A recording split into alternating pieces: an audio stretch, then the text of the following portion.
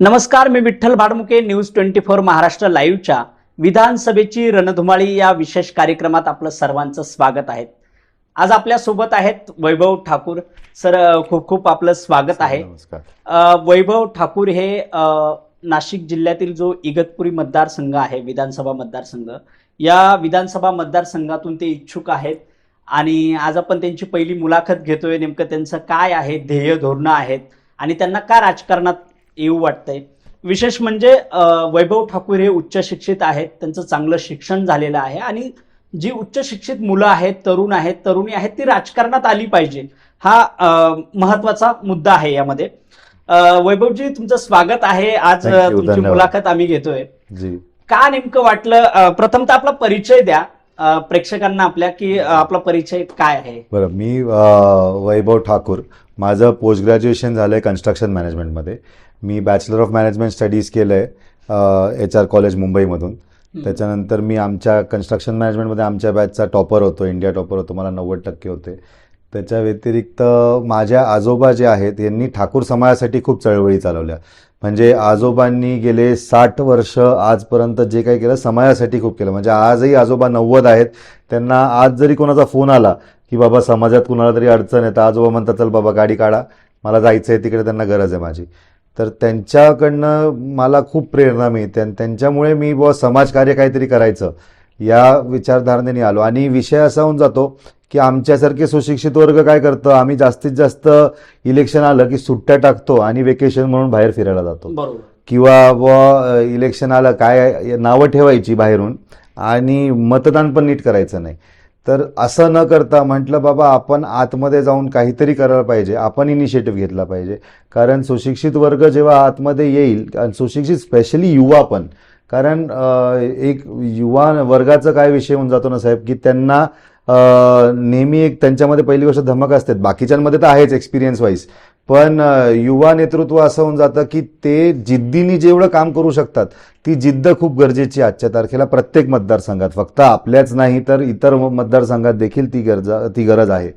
आणि त्यामुळे मग आजोबांच्या आजोबांच्याच सांगण्यावरनं मी राजकारणात आलो. त्यांचं म्हणणं बाबा तू राजकारणात जा आणि तू राजकारणात जाऊन बदल घडव. कारण बाहेरून आपण जेवढा बदल घडवू शकतो तो आपण राजकारणात. गोष्ट वाटते पण जेव्हा आपण सिस्टीम मध्ये अगदी बरोबर, सिस्टीम मध्ये गेलो की भरपूर गोष्टी बदलता येतात आपल्याला चांगल्या रीत्याने.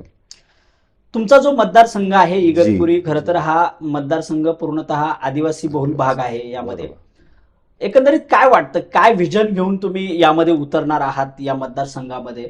आता जी निवडणूक होऊ घातली आहे, बरोबर, कोणतं विजन घेऊन तुम्ही नागरिकांसमोर जाणार आहात? बघा, बेसिक रिक्वायरमेंट आपण म्हणतो आजच्या तारखेला रोटी कपड्यावर मकान आहे. शेवटी इलेक्शनच्या वेळेस म्हणजे रस्ता, पाणी आणि वीज हे रोटी कपडा मकान आहे. पण मूलभूत सुविधा आपण जे बेसिक म्हणतो.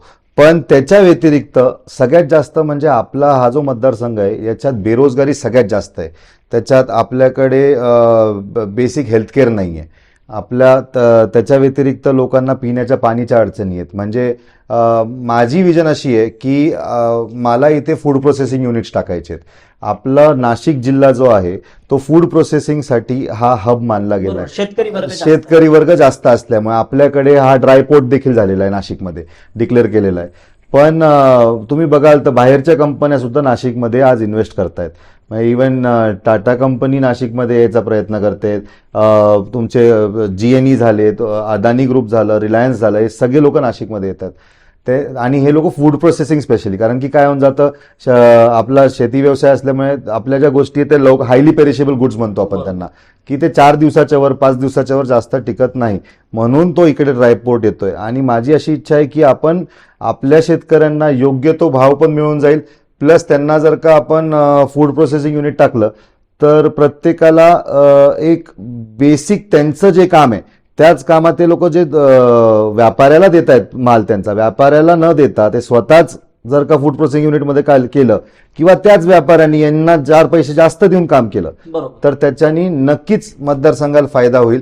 म्हणजे समजा 1000 बेरोजगार असतील, त्यापैकी 50 लोकांनी जर का व्यवसाय केला तर उरलेल्या 950 लोकांना ते लोक आपल्याच लोकांना ते लोक नोकऱ्या देऊ शकतात. कारण की मी गावांमध्ये बघितलं जाऊन 3:30 वाजता कोंबड्या भरतात पोल्ट्री फार्ममध्ये, तशा कोंबड्या भरत लोकांना 3:30 वाजता भरतात बिचाऱ्यांना, आणि ते रात्री 11 वाजता परत येतात. बरोबर. मजुरीसाठी बाहेर जातात. का त्यांनी मजुरीसाठी बाहेर जावं जेव्हा आपल्याच मतदारसंघात एवढा सगळा स्कोप आहे? हा खूप महत्वाचा मुद्दा आहे, कारण जर इगतपुरी बघितलं, त्र्यंबकेश्वर, हर्सूल हा जो भाग आहे, इथं बेरोजगारीचं प्रमाण तुम्ही खूप जास्त म्हटलं अगदी जास्त आहे, आणि त्यामुळे अनेक जे नागरिक आहेत त्यांचा उदरनिर्वाह तिथे भागत नाही, त्यामुळे त्यांना बाहेर कामाला बाहेर जावं जावं लागतं. लागतं. म्हणजे आपण जर बघितलं तर जे वर्षाचे 12 महिने असतात, त्या 12 महिन्यांपैकी जवळपास 8-9 महिने ही लोक बाहेरच असतात. अगदी त्यामुळे बरोबर. हा जो प्रश्न आहे हा महत्वाचा आहे. हो, आणि तो एक सगळ्यात महत्वाचा मुद्दा. त्याच्या व्यतिरिक्त शिक्षण, म्हणजे बेसिक शिक्षण. आता मी रिसेंटली MVP च्या कॉलेजला गेलो होतो. अंबाईची एक फशाबाई लचके म्हणून मुलगी आहे,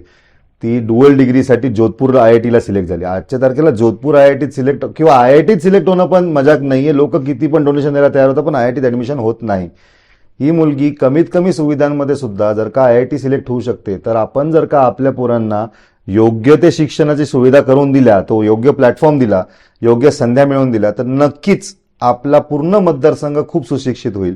आणि आज ती जेव्हा IIT क्वालिटी असते, मात्र कुठेतरी संधी मिळत नाही किंवा योग्य तो प्लॅटफॉर्म मिळत नाही. कविता राऊतचं उदाहरण घेतलं. Exactly. सावरपाडा एक्सप्रेस अख्या जगभरात प्रसिद्ध झाली. माझ्या विजन मध्ये खेळाडू, मी स्वतः एक खेळाडू आहे, मी 16 नॅशनल्स खेळलेलो आहे, तर मी स्वतः खेळाडू असल्यामुळे खेळाडूंना काय त्रास होतो किंवा काय प्लॅटफॉर्म हवा असतो हे मला चांगलंच माहिती आहे.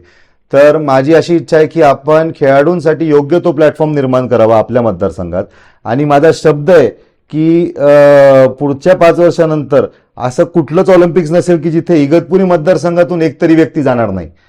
एवढं तर आपण नक्कीच करू शकतो, कारण की त्यांना तो योग्य प्लॅटफॉर्म मिळाला तर 100% त्यांची ट्रेनिंग चांगली होईल आणि त्यांचा प्रयास चांगला राहील. आणि आपल्या लोकांमध्ये, गावातल्या लोकांमध्ये जी क्षमता आहे ती 100% शहरी लोकांपेक्षा जास्तच असते, कारण की त्यांची सहनशक्ती जास्त असते, त्यांना ती सवय असते लहानपणीपासून, आणि ते लोक जास्त मेहनती असतात असं मी बघितलं पण आहे आणि मला माहिती पण आहे. बरोबर. तर मला सर, आपण एक जर बघितलं तर हा जो आपला इगतपुरी मतदारसंघातला जो काही भाग आहे, पेठ असेल, हर्सूल असेल, या भागात अजूनही मूलभूत सुविधा देखील पुरेशा पोहोचलेल्या नाहीयेत. कारण या मतदारसंघामध्ये माझं बऱ्याच वेळा जाणं होतं, कारण त्या मतदारसंघातलाच मी मतदार देखील आहे. बरं. तर अजूनही मूलभूत सुविधा पोहोचलेल्या नाहीत. बरोबर. कुठेतरी सत्ताधारी दुर्लक्ष करतात असं वाटतं. बघा, कोणाला टीका नाही करू शकत मी, पण मी एवढंच सांगेल की मी स्वतः ठाणेपाडा, हर्सूल या भागात फिरून आलो. म्हणजे काही ठिकाणी असंही करावं लागलं आम्हाला की गाडी पार्क करून आम्हाला 3-4 किलोमीटर चालत जावं लागलं डोंगरापांगरातून. तिथे पाड्या आहेत, तिथे आजही आपण म्हणतो मतदान नाही, तिथे 700 लोक राहतात.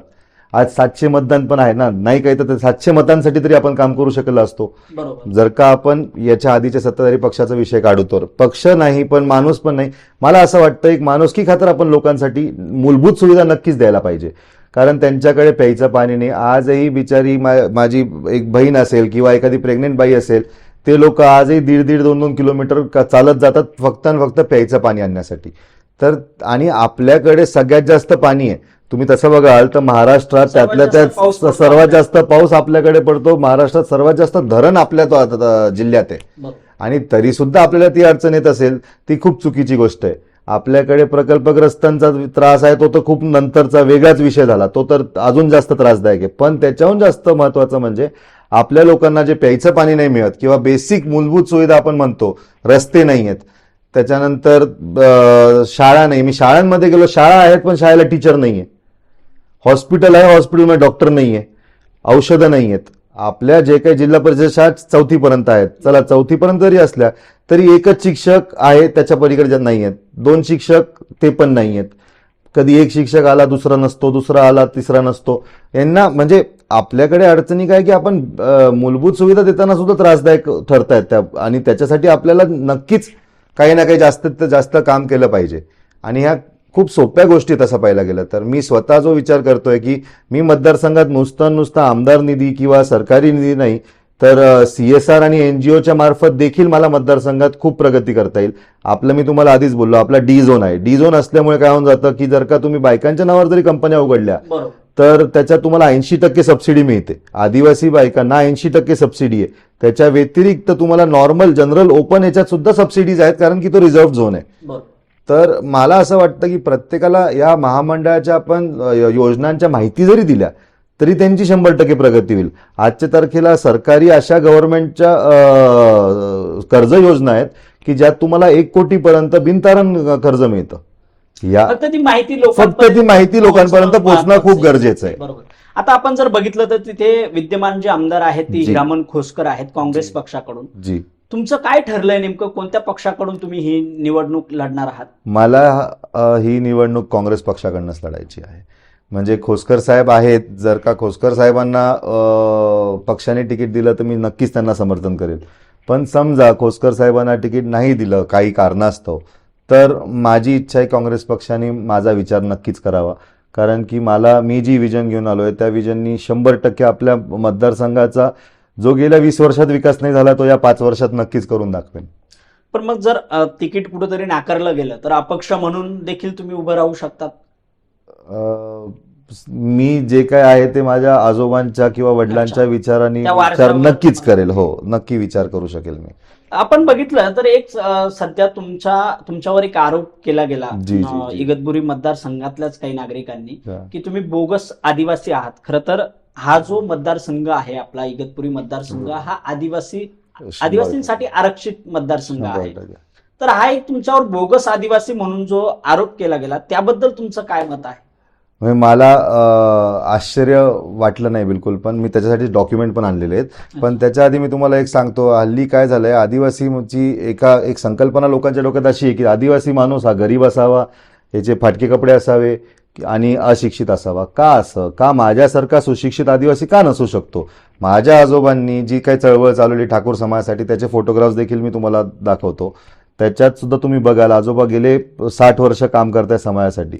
आज माझे आजोबा शिकले, माझ्या आजी शिकल्या, माझे वडील वगैरे सगळे शिकले. त्या शिक्षणामुळे आमचा तो बदल घडला. पण याचा अर्थ असा नाही की बाबा आम्ही आदिवासी नाही आहोत. पहिली गोष्ट तर बघा, मी स्वतः इगतपुरीचाच वोटर आहे. मी 2009 पासून मतदान इगतपुरीत करतोय. त्याच्यानंतर माझ्याकडे हे माझं कास्ट सर्टिफिकेट आहे. माझ्या कास्ट सर्टिफिकेटमध्ये व्हॅलिडिटी देखील आहे. मी तुम्हाला दाखवतो. हे माझी कास्ट सर्टिफिकेट आहे आणि ही त्याची सर्टिफिकेट ऑफ व्हॅलिडिटी पण आहे. तर डॉक्युमेंट्स सगळे आहेत.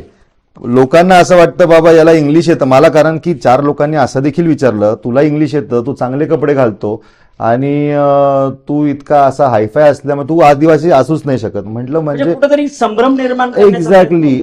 मला असं वाटतं ना की आदिवासी माणूसच आदिवासी माणसाला खाली खेचतो असं पण होऊ शकतं. कारण काय होऊन जातं, बऱ्याच वेळा असं वाटतं की जर का आपले मतदार सुशिक्षित झाले तर बाकीच्यांची कदाचित काही जे काही प्रस्थापित राजकारणी आहेत आपण त्यांना त्रास होऊ शकतो. हो. आदिवासी मतदारसंघ हा सुशिक्षित नाही राहावा असं कदाचित बऱ्याच वेळा लोक विचार करतात. कारण की पण काही जे काही तरुण वर्ग आहेत त्यांना वाटतं की एखादा चांगला सुशिक्षित उच्च शिक्षित तरुण यावा या राजकारणामध्ये. 100% मी बघितलं आहे. म्हणजे मला तरुणांचा सपोर्टही चांगला मिळाला आहे. तरुण वर्ग माझ्यासोबत नक्कीच चांगल्या पद्धतीने उभा आहे आणि त्यांच्या विचारधाऱ्यांना पण मला बरं वाटतं. ते उलट म्हणतात की दादा तुम्ही आम्हाला फक्त योग्य प्लॅटफॉर्म द्या, आम्ही 100% तुमच्यासाठी काम म्हणजे आम्ही आमच्या समाजासाठी काम करू. आम्ही पूर्णपणे व्यवसाय देखील करू. आम्ही आम्हाला पाहिजे, आम्हाला खेळायचं आहे. असे भरपूर खेळाडू आहेत जे म्हणतात दादा आम्हाला खेळायचं पण आम्हाला संध्या मिळत नाही. काय होऊन जातं, शेतीचं काम असतं, त्याच्या व्यतिरिक्त आम्हाला खेळायचं म्हटलं की आम्हाला नाशिक सिटीमध्ये यावं लागतं किंवा मुंबई जावं लागतं किंवा पुणे जावं लागतं. आम्हाला आमच्या भागात नाहीच आहे काही. म्हणून त्यांना त्या सुविधा नक्कीच हव्या आणि यांना शिक्षण पण खूप चांगलं हवंय. बघा, 2 प्रकारचा वर्ग असतो साहेब शिक्षितमध्ये सुद्धा. एक शिक्षित असतो आणि एक सुशिक्षित असतो. शिक्षित म्हणजे ज्याला फक्त वाचता येतं. सुशिक्षित म्हणजे ज्याला ते वापर करता येतो त्या गोष्टीचा आणि त्याच्याने उद्धार करता येतो लोकांचा.